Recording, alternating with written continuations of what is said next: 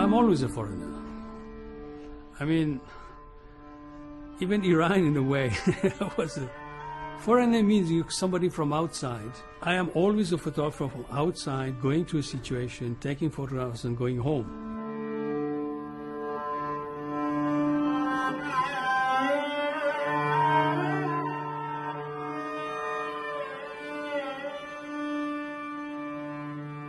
I never become the other. Wherever I photograph, if it's a war, if it's a revolution, if it's some religion, I always go back to my own place, to my own culture.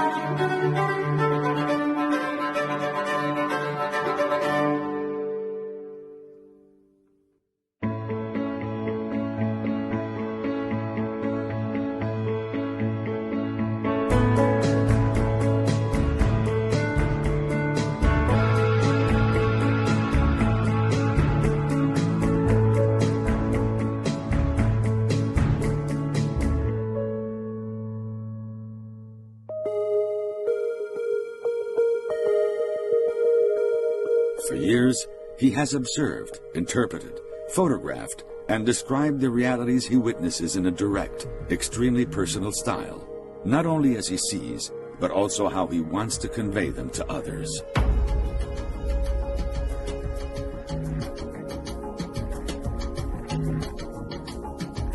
Abbas, a born photographer, as his biographies state, is Iranian, living and traveling in a world of conflict, oppression, faith, and fanaticism. From Islam to Catholicism to Hinduism, posing questions and reflecting on the historical implications, but above all, man, in his most intimate moments.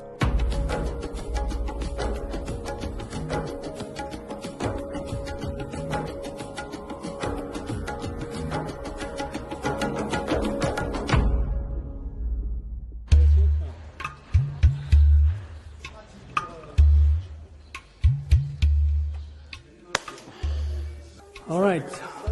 Well, you know, we're in the Hindu temple in Paris. And by the way, you realize how convivial it is. It's not like a Catholic mass. People move around and they give you lunch at the end.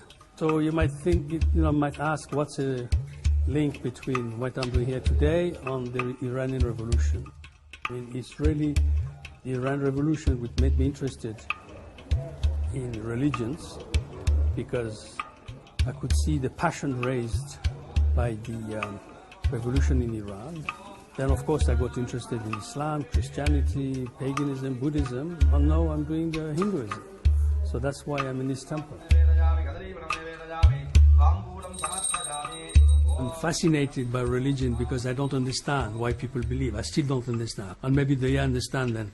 I can define why people need God, but why people believe, I still don't know.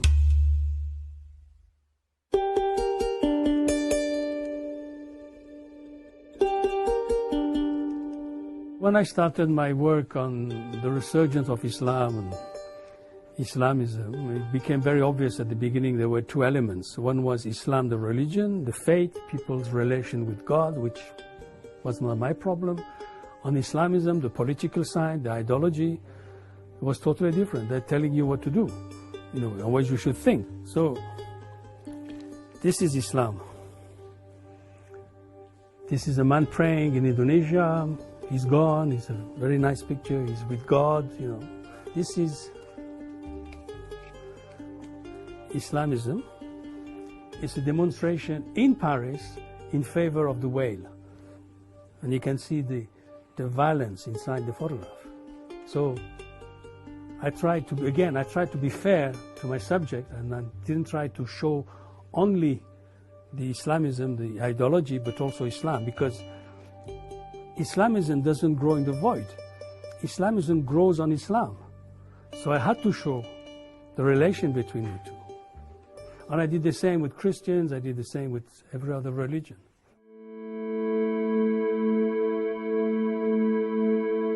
The year is 1979. Ayatollah Khomeini, after a period of exile imposed by the Shah Mohammad Reza Pahlavi, returns to Iran. His ideals are the inspiration behind the demonstrations that have been taking place for over a year against the Shah, who had paralyzed the country for decades, investing huge amounts of capital in building the army and financing his own monarchy. Khomeini will soon take over, founding the Iranian Republic and implementing a rigid Islamic and anti-Western policy.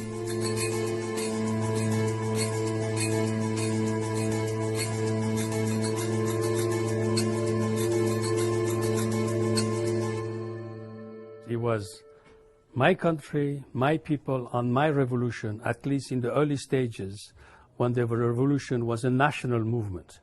I went back to Iran in 1977 when I knew something would happen because the country was developing too fast, there were too many tensions. So I wanted to do some in-depth work on Iran. But then suddenly the revolution happens. So all I had to do was to go down in the streets and take photographs because it was all happening in the streets.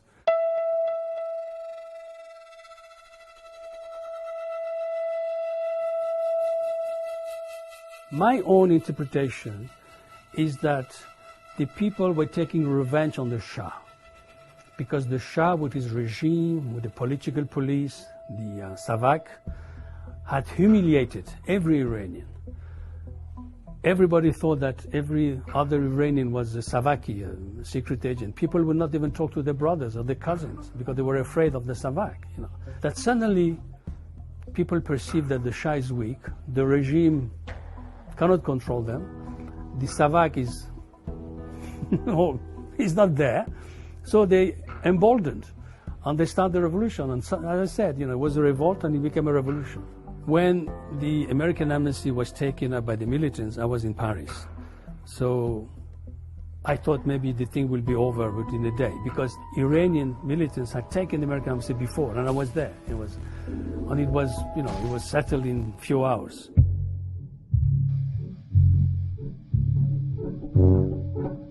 During those years, Abbas follows the dynamics in his country and the uprisings that trigger this radical change.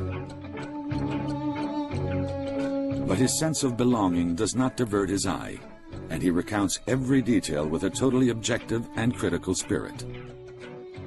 It's the same approach that had already characterized his previous photo features on Vietnam and South Africa. Vietnam was very important for my generation because it was really the world event. But when I became an international photographer, it was too late. The big battles were over. So what I did, I tried to do something different. I tried to go to the Viet Cong because people had been to North Vietnam, people had been to South Vietnam, but nobody had really been to the Viet Cong, which were fighting in the south. Or if they went in, it was just, they were militants, but not real photojournalists. So I thought the best way to show this war was to go the other side. So when the peace process started in Paris, and Kissinger was negotiating with the North Vietnamese, Le Duc Tho, and Kissinger made a statement, peace is at hand, I just jumped on the first plane. Because when there is a ceasefire, I knew from experience that this is the best time to work because the states are weak, there's less control, then you can work. So I went in a couple of times and I spent like a week with them and they were very, very, very fruitful week. It was like, probably in those days the most eventful week of my life because we were moving around Viet Cong all the time.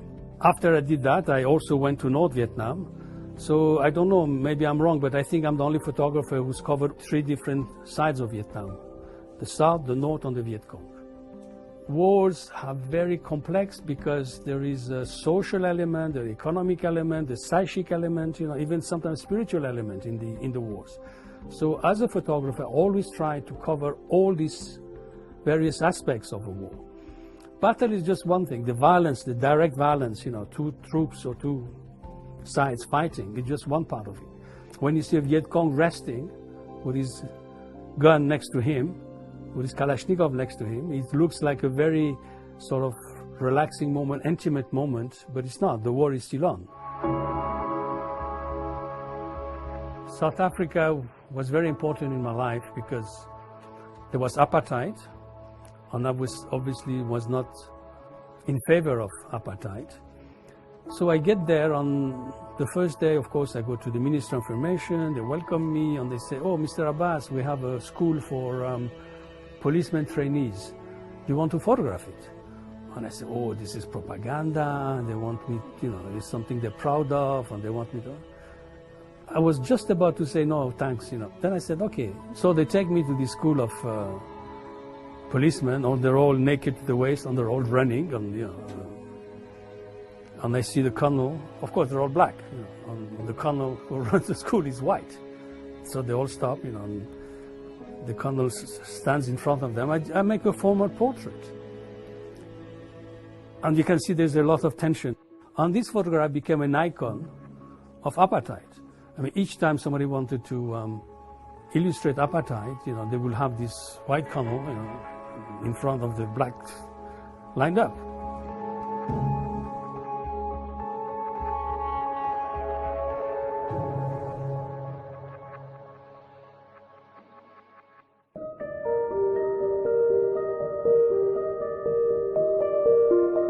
The Iranian Revolution is not merely a personal matter for Abbas. It offers him the opportunity to clearly express his style, thoughts, and views of the situation. The series of photographs taken during those years will provide the basis for the future, producing shots that will become true icons of photojournalism.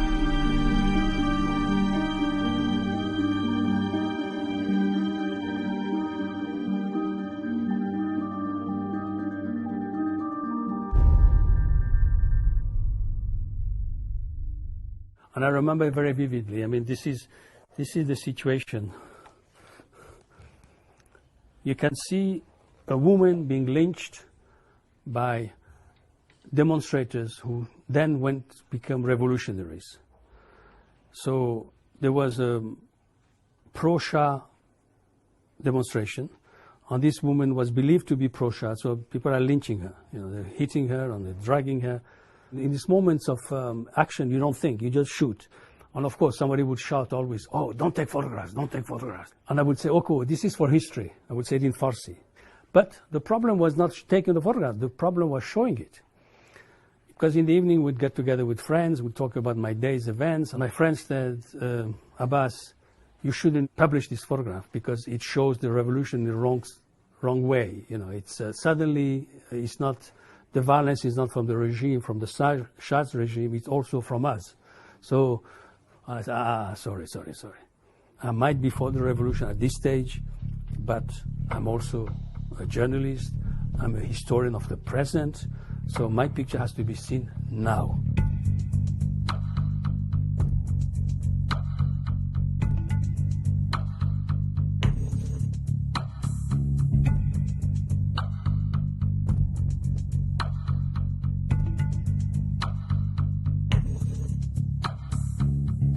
The taking of the hostages, the American hostages, in the American embassy was the turning point because that's how we could see the revolution was being confiscated slowly.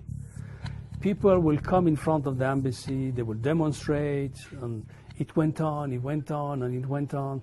At one point, even it was like a media event, and there was a Japanese film producer. He would say, okay, go on now. And they would say, death to America, death to America. And they'd say, okay, stop. And they would stop. It was Hollywood.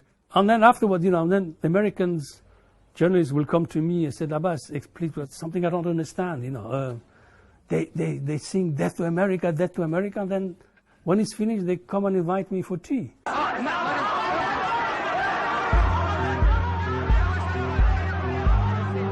The attack on the U.S. Embassy in November 1979 is the key event of the revolutionary uprisings. After the United States refuses to extradite the Shah, who is there for medical treatment, Iranian students swarm the U.S. Embassy in Tehran, occupying it and taking 50 hostages.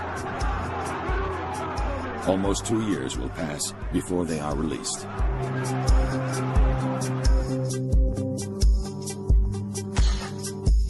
So just stay there.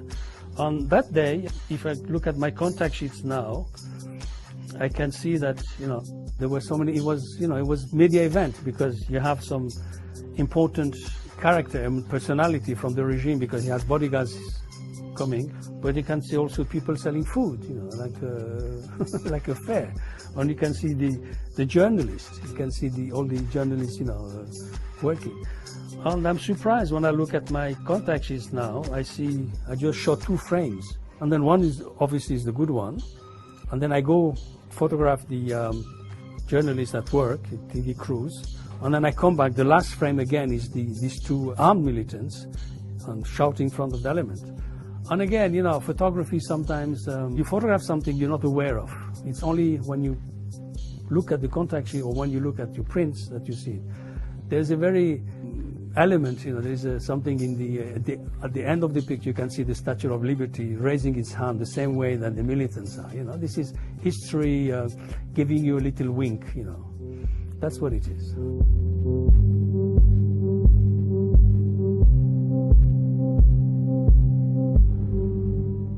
I don't provide answers. I help people to define questions.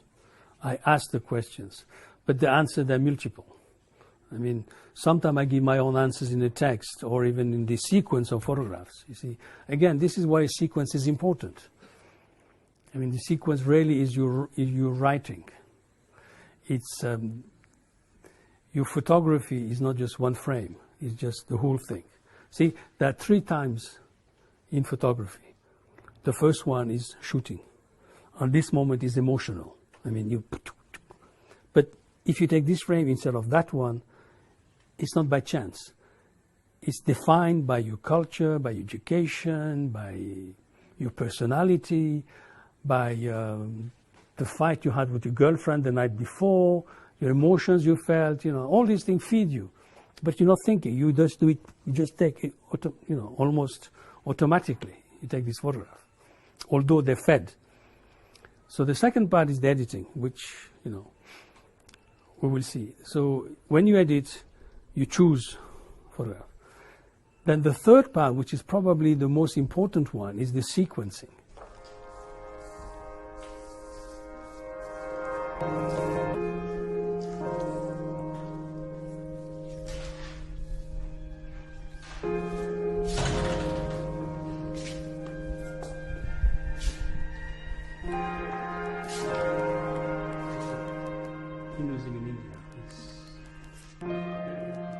Because taking the same photograph, putting it in different order, might mean something totally different. So that's why when I'm doing a book with a publisher, I insist, their responsibility is the cover, the title, they have the last word. But I have the last word on the sequence.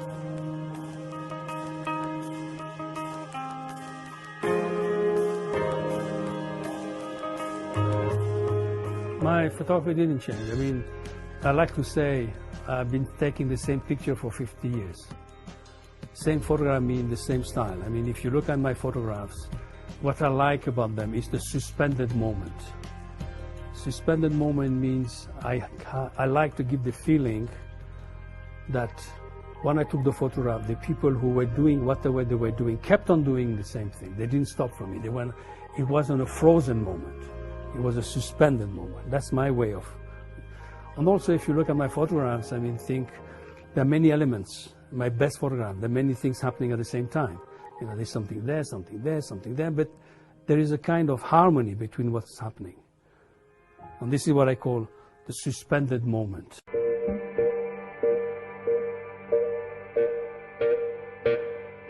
Mexico was important because after covering the revolution for 2 years had really drained me out emotionally, because I'd given really a lot.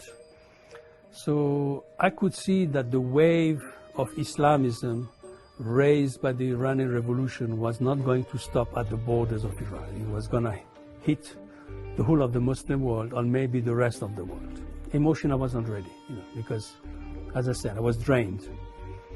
So for 3 years, I went to a country I knew from before because I had lived there 1 year, Mexico. And then Mexico helped me to define my style because not contrary to Iran, what all you had to do was to run on the streets. Everything was happening in the street.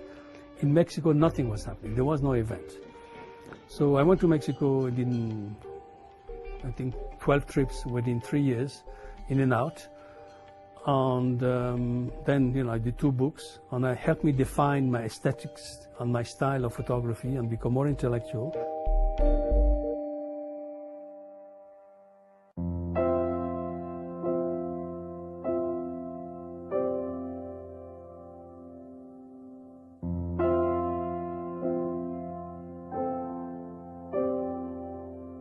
This is Magnum.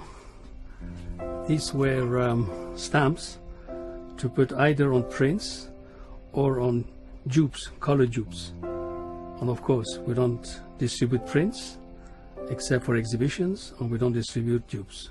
Everything is electronic now. But it's very moving to see all these people who the founders of Magnum first. First, Capa, Robert Capa,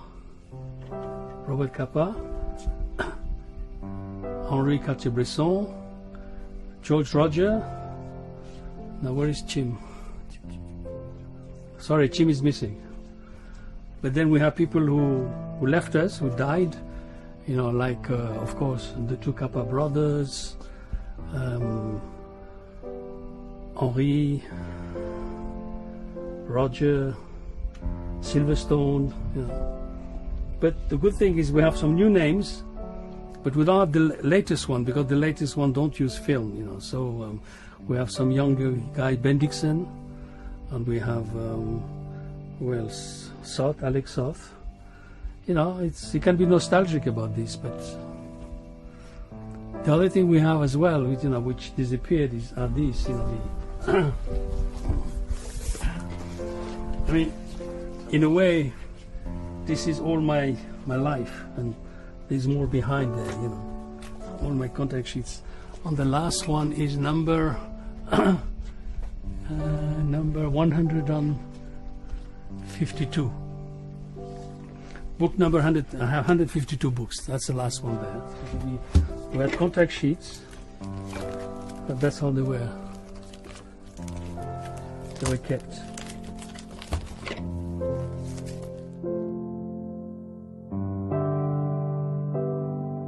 And so this is it. This is the end of this world, the analog world.